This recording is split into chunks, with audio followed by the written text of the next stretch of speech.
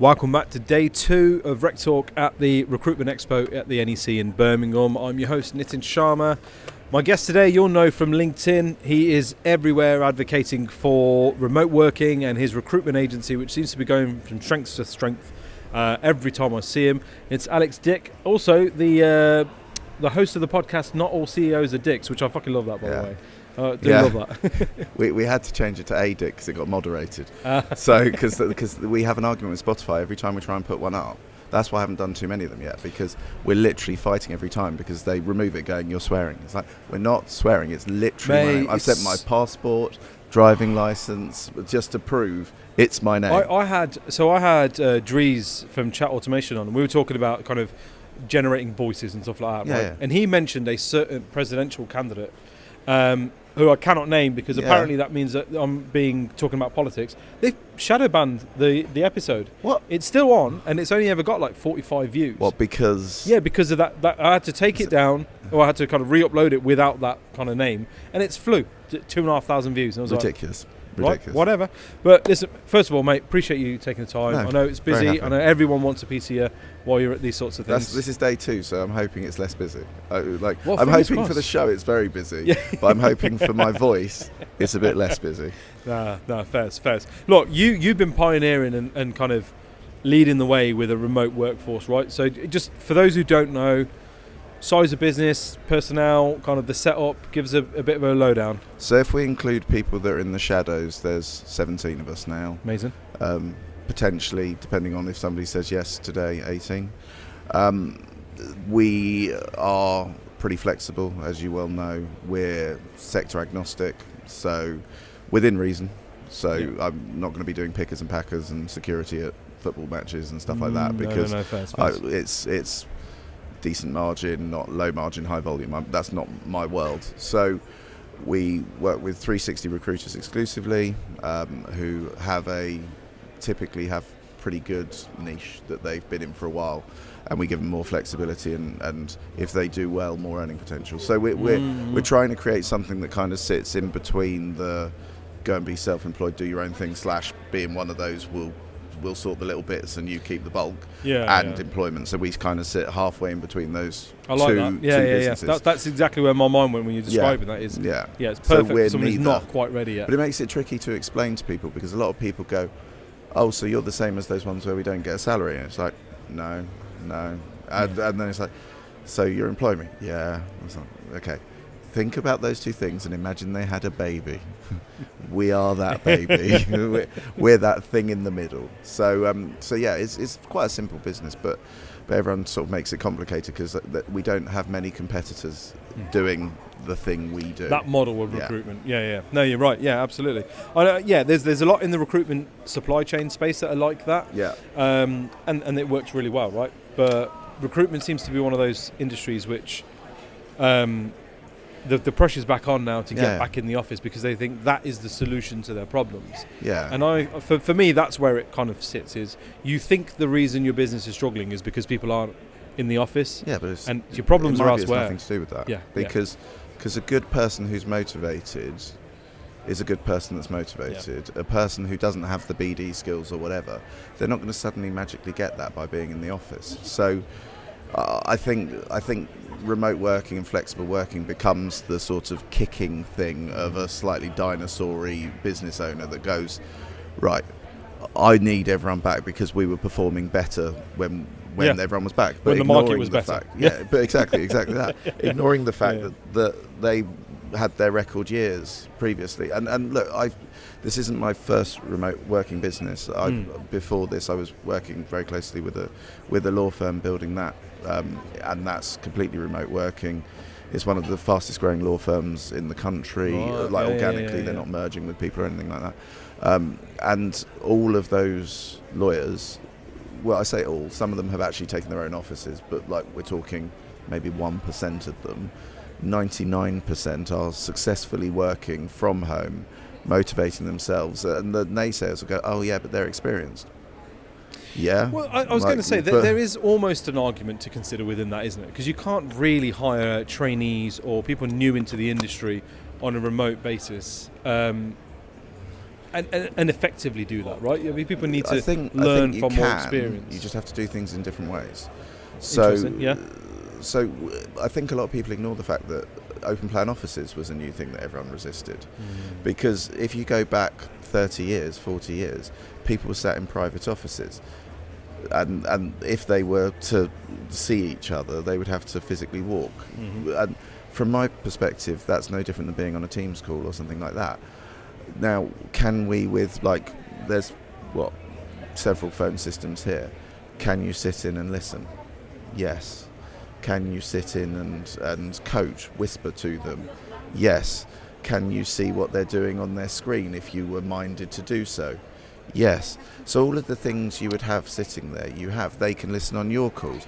So actually it is replicable. I think you're right. Yeah. Is it the same? No, it is not the same. But actually in ways it can be more efficient, right? So rather than you spending all your day with one employee, right? I've got 5 employees that are all trainees. I'm going to spend my time with this person today, then tomorrow I'll do you, and the day after.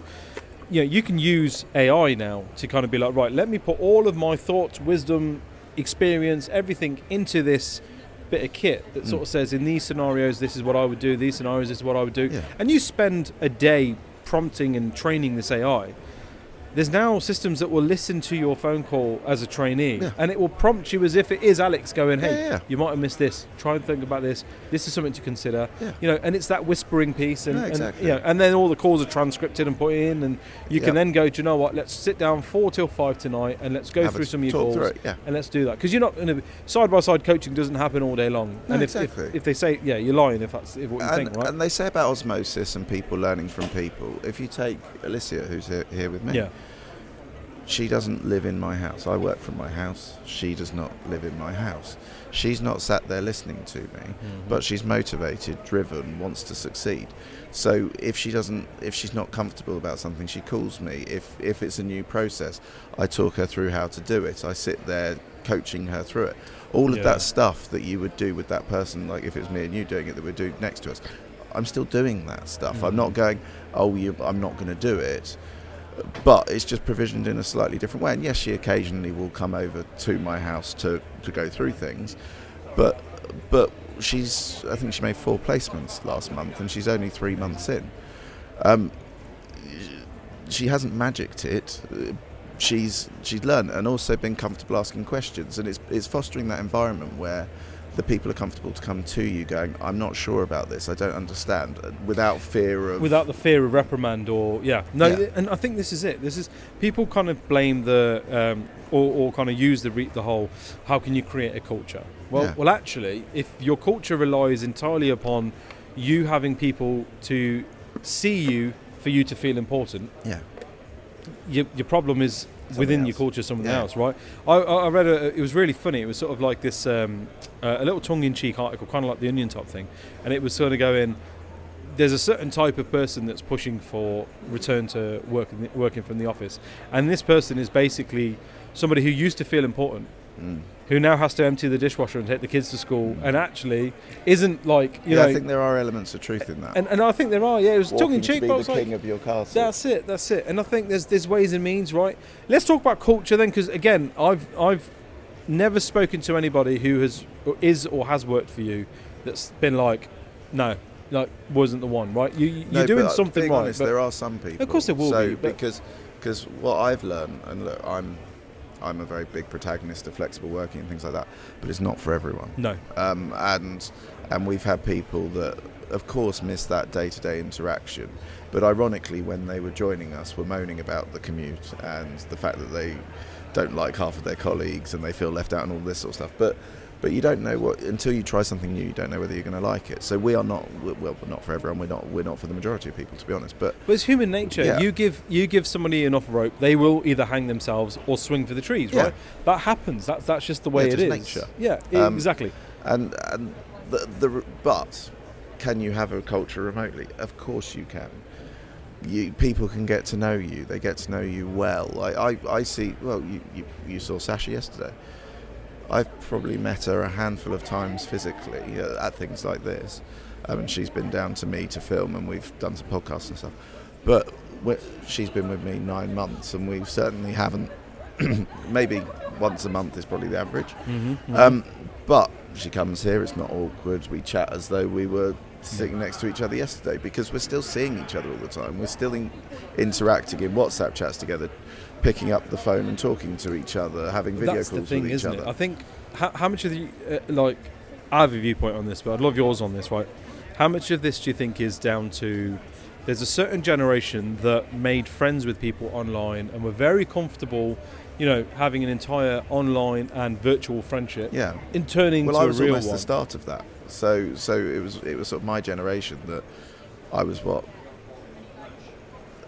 coming into my a bit younger than that. As the internet was coming in, you would have like MSN Messenger and all of that sort of stuff. And we all came very comfortable with communicating with our friends via text and via this. Yeah, whereas there was a generation before us that was a very, very foreign concept. It was always don't talk to strangers, don't talk to strangers on the internet, and that kind of thing, right? Yeah, and that's very much come back now. Now I've got a young kid, it's like, what, there's people messaging you on whatever it is, don't do that. Yeah, we're live. You want to pop in and say hi? You can come and say hello if you like. Chris O'Connell, that was, guys. Former podcast guest, Chris O'Connell. Chris, how are you, mate? Yeah, all good, man, all good. Remote working, of course. Yeah. In fact, you were on the it was your panel, wasn't it? Talk about remote working. Come and have a seat. Let's put that on the mic. Right? At one point, there was definitely a moment though where I was like, "Oh my god, how have I not thrown a chair?" I wanted you to get. I wanted to ask you a question actually, because I knew it would rumble you a little bit, because I know what you're like. The thing is, I am not of the opinion that remote working is for everyone. Yeah. But to say carte blanche it doesn't work is a stupid argument. Because any extreme argument is, by virtue of it being an extreme argument, is stupid. Because it clearly does work, because it works for some people. It might not work for everyone. Yeah. But then working in the office doesn't work. No, for exactly. And it's horses for courses. And that's the same with personal branding, right? When people say personal branding is the only way, or people say cold calling is the only way, it's a combination of things, but also what works for you. But I still maintain that you cannot build a world-class culture if it's just remote. That's just my view. But fastest growing law firm in the country. One example. 650 people. Yeah, but I'll talk about winning awards, investors in people. In the recruitment space, I think you need to be there to train, to listen to calls, to create that. But this is what we're talking about. Yeah. Phone systems. Yeah. Whispering, listening to calls. If you think, what's the highest intensity call thing, like call centres? Are people walking and standing there with people in call centres? No, they're not. They're listening through to the calls, whispering in their ear, using the recordings and going back and analysing them. So it's all possible. It's just doing things in different ways, and that's the difference. But what you're finding is, and it's our generation of recruiters.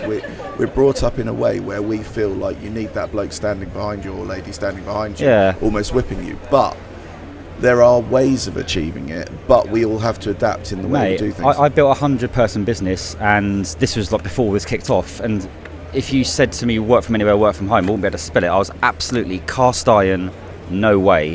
And then I completely changed. I love the flexibility of me, myself, personally working from anywhere, working from home, but I feel you have to have something, because particularly in recruitment, I don't know any recruitment business that's just remote, that's, apart from yours of course, you're up to 15, 20 people, and that's your thing.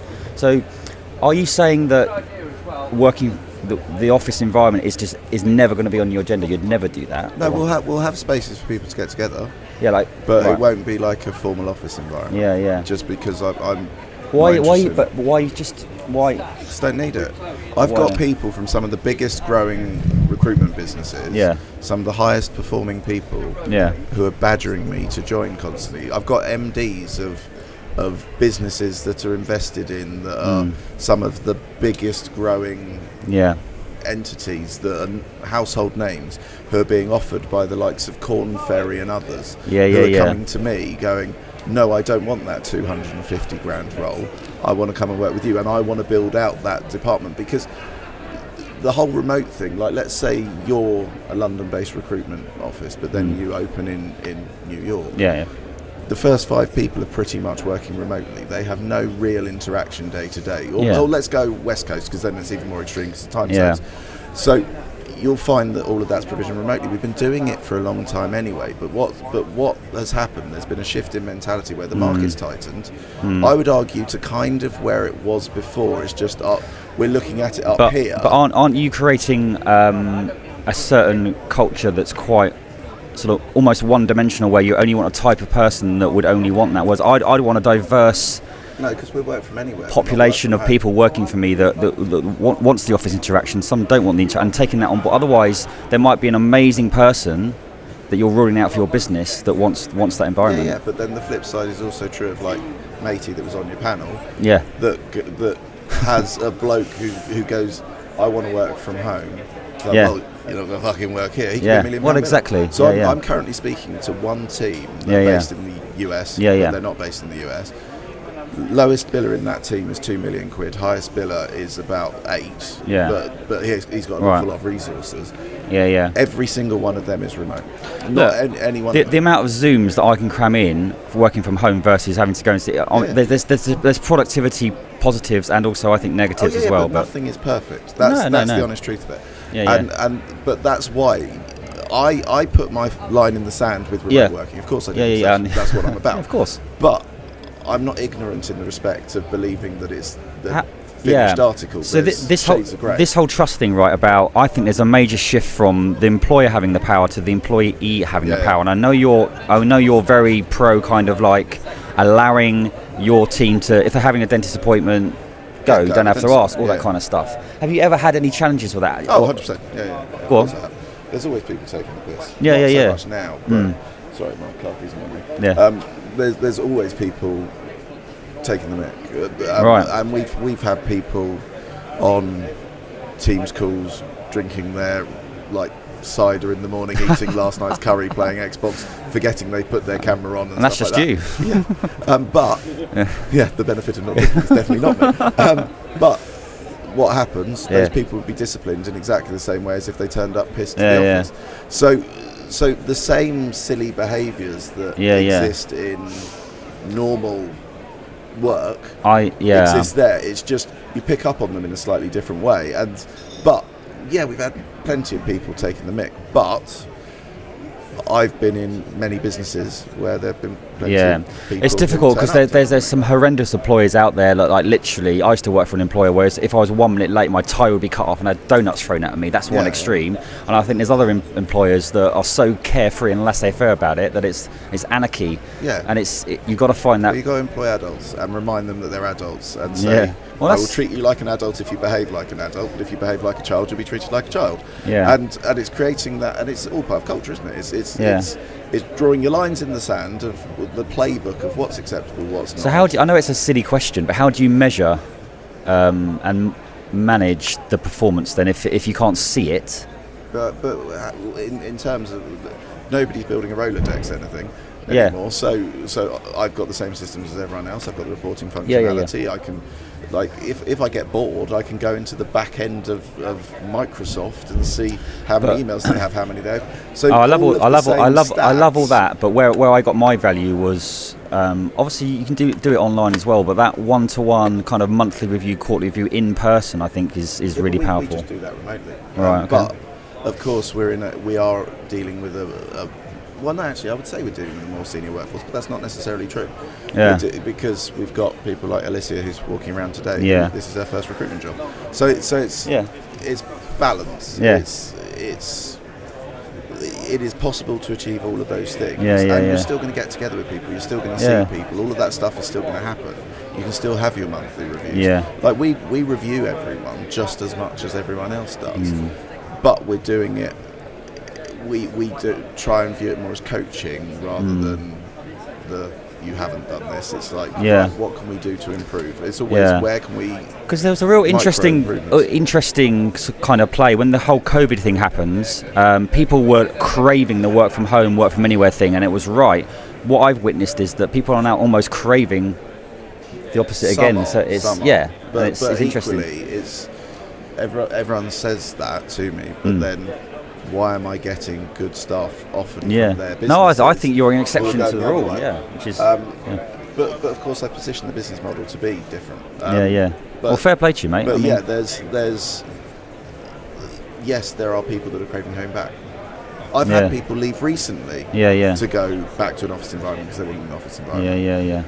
But there are also people in office environments who are going, I don't want to go back. I take my hat off to you, because I think that there's a lot of self-entitled employers, but there's also a lot of self-entitled employees out there in an office environment. So if you haven't got that remotely, you've done a good job. Whatever you're doing, I think it must be down to communication. Yeah, it is communication. Communication is key in every facet. But it has occurred to me, we're meant to be doing a podcast ourselves. So, I know, exactly. So you need to jump off. Because, I better go, Anyway, nice meeting you. Cheers, mate. But I'll catch you in a bit. See you, mate. Always good to see you. There you go, that was fun. Oh. You got a break. Yeah, that was nice. Break from your hectic schedule. I did that yesterday as well, actually. I was just like, right, you, get on here. Go on then. Because somebody stood there and started giving in, and I was like, go on, have a chat. No, I love that sort of stuff, because the thing is, I think it comes down to, like, your experiences shape you, right? We know that in life. And I think the way Chris is kind of, his experience of recruitment, the things he's seen, the type of people he's worked with, the environments that he's been in, is what shaped the way he is, which is like, so how do you manage performance? It's like, well, for starters, I trust my people. Well, and also, I try and hire people that are motivated by wanting the end result. Right. And so, because if you're hiring salespeople that aren't excited about commission, and I speak to people all the time who are like, no, I don't care about commission, I want a big base. I'm going, well, then that's not sales. Like, sales, you're meant to be chasing a win. Is like, recruitment sales? An element of it is. Listen, an element of McDonald's is sales. Yeah, but I think when you go to Burger King and they go, do you want large or super large? That's sales, right? I think a bigger element of recruitment is sales, because there's more, not even necessarily persuasion, but there's more selling of a product, the human or the job. There's more sort of selling of you to the candidate, to the client. So there's almost every bit of recruitment you touch has an element of sales to it. But is it sales alone?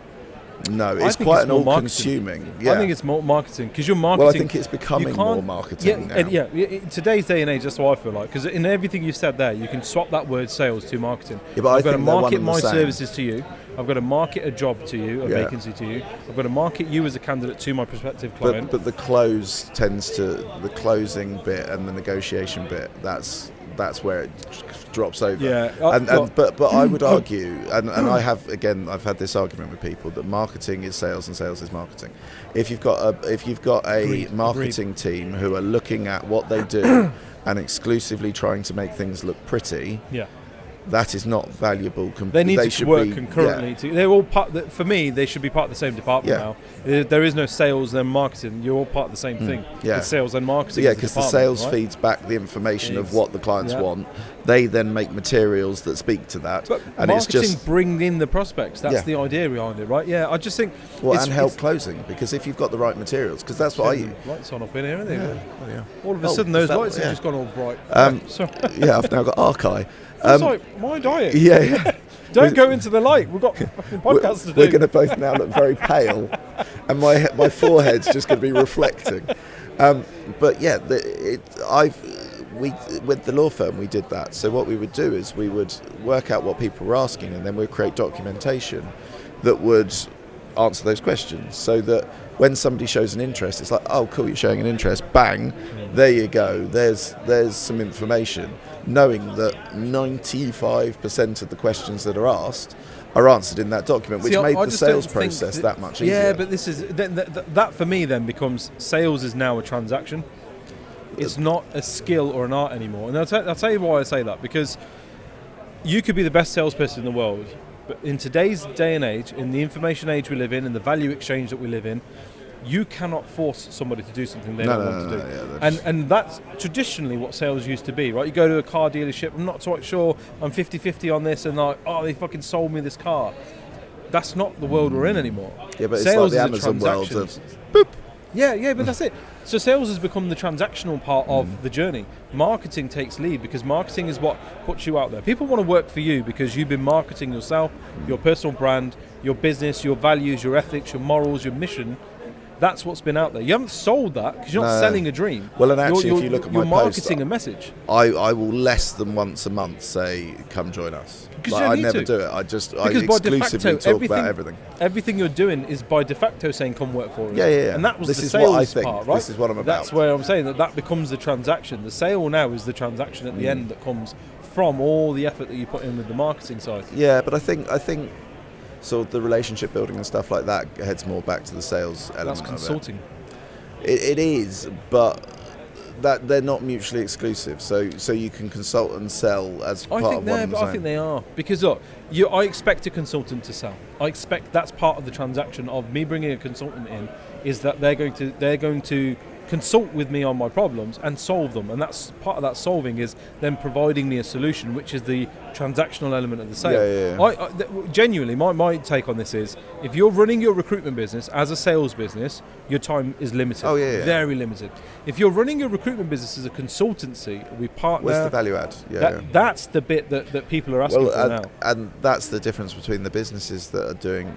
Look, nobody's doing it. Well, actually, some people are probably doing exceptionally well. I'm fortunate to meet a lot of these guys, right? Yeah. I've platformed some of these guys who are doing phenomenal numbers, and they're doing it because they're not running a sales business; they're running a recruitment consultancy. Yeah. And but that's what we used to be called. Exactly. Like everyone used to say. But then we're recruitment consultants. But then now, we allowed a bunch of people to start running sales teams and sales businesses. It's a sales floor. Yeah, but it's because for a time there was so many jobs that it was the only way to transactional. manage it was and basically deliver. Throw shit at a wall and it is going to stick. And there was a time, I'll accept that. There was a time where the only way to effectively produce revenue was to sell and kind of hit the low-hanging fruit and the things that you needed. Whereas this is where I'm like, it's flipped on its head. Yeah, and no, it has. That's why so many people are walking around are like, I've had a really difficult few years. Yeah, because that world's over. Well, so when I first started doing this publicly, because of course I was working on my own, not really shouting about anything for ages. When I started hiring people and talking about this, the number of people that told me I'm an idiot, 360 recruitment's dead, why do recruiters don't, like the conversations we had with Chris of people don't want to be don't want to be at home anymore. I was having those conversations 2 years ago, and everyone, all of these growth hackers and everyone were going, no, 360 is dead, you don't want to be 360, you don't want this, you don't want this. And I remember thinking to myself, time will tell. Yeah. But I've made this bet before and I won that bet, because everyone, when I first started trying to persuade lawyers to go and work remotely, people would go, you can't work remotely, that can't happen. How's it work with all the paperwork? Because of course it's admin heavy in certain areas, like conveyancing, for example. You've got to register things and all of that sort of stuff. And people are going, that's not possible. It's like, what are you talking about? It's not possible. I know. Let's use conveyancing as an example. I know conveyancers that are doing £700,000-800,000 a year, which for a conveyancer is the equivalent of a recruiter doing like 5 million. It's that unusual. Working remotely, because weirdly documents are scanned now, and everything has gone digital a long time ago. Exactly. Yeah, it's accepting that and kind of looking at. I call it being the colour red in a sea of black and white. Yeah. And if you can get that right, then it's pretty plain sailing. But this is the thing: the stuff I talk about, people see it as black and white, and I'm like, no, it shows great, because people go, you only believe in working from home. It's like, no. My actual thing is work from anywhere. I don't give a. I'm allowed to swear on this. Yes, of course you are. I don't give a shit where you work. Like if me and you were working together and you said, Alex, I'm going to go and work from a beach in Barbados for the next 6 months. Good. I would go. That I actively encourage you to do it, especially if you're a young individual, before kids, the world's before a all beautiful of the things place. Go that, and see it, right? Yeah, exactly. And it's sort of, you don't need to go travelling to do that now. You could get a job with a progressive enough business like what you've built in to go, all right, yeah, brilliant. I can still earn a wage. Yeah. I can do my 9 to 5. Yeah. And then I can enjoy the rest of my time, right? And it's all this kind of mentality that I think but it's the adult thing. It's the language, though, isn't it? It's work from home, and you mean it out. People don't want to be at home anymore. Yeah. No, but they don't have to be. They could be wherever the fuck they they can want. be in a Like, WeWork. I don't care. But for me, it's that giving them the choice. But, and this is what I mean. It's also about setting out the boundaries of what they need to be doing. Yes. So you're still let's call them a salesperson for the purposes of this conversation. You're still you have to make money. You still have financial targets. So those decisions they make can't be to the detriment of the thing they're doing. Yeah, it should actually your job is enhance to be a what they're fee earner, doing. right? Yeah. I prefer the term fee earner. Well, that's what they do in legal. That's fee it, earners. exactly. You're a fee earner. So as long as you're earning fees, I don't care Yeah. where you are doing that. Yeah. The minute you stop earning fees, we need to look at why. And Well, if the reason for that is because you've been cracking open a tinny in the morning, or you're playing Xbox all day long, or you're taking That your is a dog for problem. extra long walks, then listen, that's not my responsibility to fund that lifestyle. Yeah. Good luck to you. Yeah. Right? And that is exactly it. It's that line of you are taking a salary to do a job. Yeah. And in our case, they set our expectations. So it's not us going, you come in and you're required to do this. It's them coming, I want a salary of X. I know I can do Y. I will achieve and this. And we go, and they go, so what's my target? And it's like, you've just told us you can do 200, 300, 400, whatever it is. You've set your targets. I don't know you. I haven't worked with you. Yes. The fact that you've done something somewhere else from the perspective of evidence isn't that helpful, because I don't know whether those are house It's hard accounts to or whatever. verify. Yeah. Well, and even if I could, those could be somebody else's clients. So my voice is going, you tell I've spoken way too much. Yeah. Whenever I do bloody podcasts, I sound weird. When I first did Target Recruits one, I sounded like Bane the entire time. It's like I smoked 60 a day. But it is just, you need to do exactly what you said. You are judged by what you do, not where you are, not anything like that. And if you do well, like recruitment has always been, if you speak to, let's use Chris as the example because he turned up, and he would have been talking about S3 because that was his former employer. If you're sat there as the top biller of S3 and you come in late, nobody's going to even ask you a question. No. If you go out for a long lunch with a client and rack up loads of expenses, no one's even going to blink.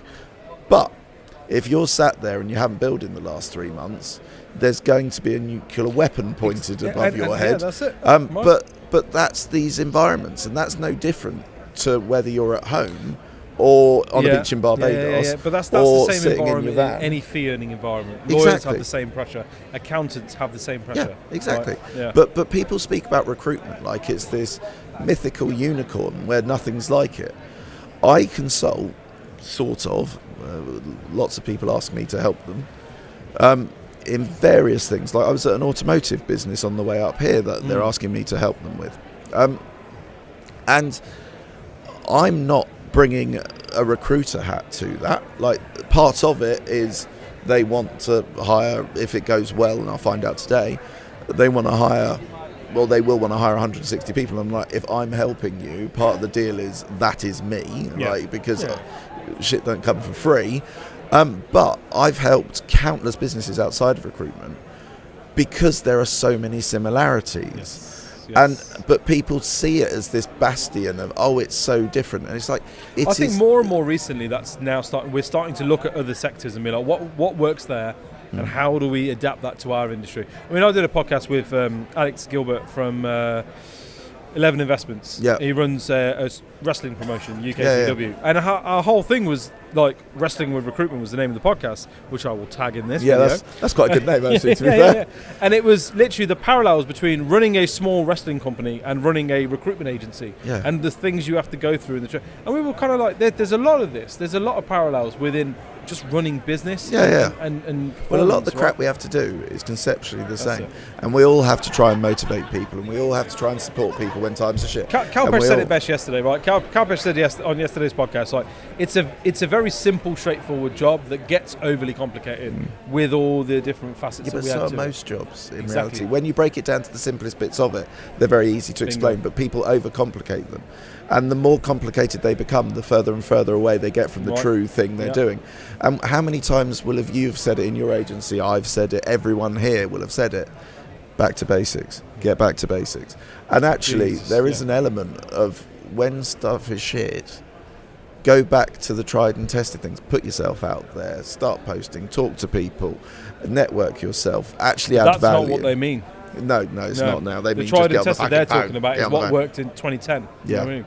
Yeah, get back on the phones. Yeah, and the thing is, get back in the office, get back on the phones. There is an argument, and I get the argument, that volume breeds success. And I would argue that to an extent, the more people you're speaking to, the more hands you're shaking, the higher probability of someone having something. But you can achieve that, in my eyes, through me being a pest on LinkedIn. Yeah, there are far better ways to do that now, or far more effective ways, to do that now, that will not only breed the same amount of results, but actually are more enjoyable for your personnel. Yeah. And that's I think for me that's what it comes down to is do you value the happiness of your employees? Yeah. Because it almost feels like every time something's introduced into the workplace, and it was Rory Sutherland actually that said this, and I love Rory Sutherland's kind of take on stuff, and it's almost like every time something's introduced to the workplace that kind of works but people don't like, it's like, oh, let's do more of this. Let's kind of squeeze the pressure on. And the minute things are introduced that actually it works and people are enjoying it, they're like, nope, something's up. Something's up. Somebody's taking us for granted here. Someone's smiling. Yeah, that's it. And that shouldn't be the case. Yeah. So, yeah, and it's depressing that is true, and so many people will have seen that. And for me, I care very much, like more than I should, about how happy people are and supporting them in shitty times and all of that sort of stuff. And look, often it's been to the detriment of me, but I think if we went through life doing that, the world would be a bit of a better place. Like at the end of the day, that's how me and you became friendly. Yeah. In a time of stress for you, I saw your true colours, and I've said to you 100 times that, and we won't go into the details of it, but the character I saw from you in that moment showed me that if you were in a burning building, people should go and help you, because if I was in a burning building and you saw it, you would come and help me. 100%. And that character trait is to me one of the most important traits that you don't see very often. It's because in business we're told not to do that, right? Yeah. In business we're told to be wolves, not to be sheep, or not to be another animal, right? Yeah. And I think that's the bit for me. I think we're in a world now where that's changing, and it's about sort of time. Yeah. And there's more people like us that have got a voice now. Yeah. We've always existed. We just were drowned out by the Wolf of Wall Streets. But do you want to know the irony? So I speak to RecTalk a lot because I'm quite friendly with a load of them. Yeah. And I now have some who work with me. And I'm speaking to other recruitment business owners and networks and all of that sort of stuff. We are not sat there being like, we're going to be the sheepdog barking at you or anything like that. Loads of businesses struggle to find people. Why do you think I've started hiring RecTalk? We literally have 300 or more people applying every single week, and that's not counting the people who are messaging me directly or whatever. I had one post on LinkedIn that ended up with over 400 people messaging me asking to work for me. I'm just way too poor for that to be of any real value to me at this moment. But why is that? But if there's an investor listening, well, so we're doing that at the moment. We're going through a bit of a small round at the moment. But it's a weird one. I thought, I've always had friends and family going to me, oh, can we get involved? Can we get involved? And the business is really at a sort of critical moment where stuff's really starting to motor. And so I was like, oh, well, now's the time, because actually it's reasonably low risk. Like stuff is going well. Yeah. I could use because effectively they'll be buying my shares in real terms of what's happening. Everyone calls it investment, but in reality it's me selling something. A part so of exactly. Yours. So I'll be selling it and putting the money straight back in, because my view is position us for that for when I'm having those conversations to be able to say, yeah, cool, let's go, rather than go, I can't hire you right now, can we have this conversation in January kind of thing, which is where I'm at, because I hired 5 people. So went on holiday, came back and was like, I haven't hired people for a while, which my version of a while is very different than everyone else's. So so hired 4 or 5 people, 5 people, all of whom came in, got up and running very quickly and all of that sort of stuff. But there's still that lag for the money coming in, because even if so all of them pretty much clients instantly, because they've been in their niche for a very long time. They have their client. But we know how these things work. Candidate starts. They've got to go through interview processes. Exactly. So in the dream world, people would come in, place day 1, it get paid day 2, and I can hire the next one. That's not the ideal world. Whereas my logic is, because there's the number of people that want to join, if I can make it so I can say yes to more, then my run of people who are getting up and running is greater, which means there's more people getting up and running and starting to build, which means once they're going, I can build more. Instead of hiring 2 at a time, I could hire 5 at a time. You can exponentially build that. Yeah, exactly. Yeah. And everyone, the naysayers would go, yeah, but how do you monitor them? How do you do that? Just hire people that want to do it for themselves. The thing is because it's not a model that's kind of, there's not many examples of it. No. There are examples when you look for them, but there's not examples of many businesses that have scaled past sort of so many heads on a remote basis. Eventually they got to do. Well, I was told I'd never get past 5. Yeah. And then when I got to 10, everyone was like, well, that's a miracle.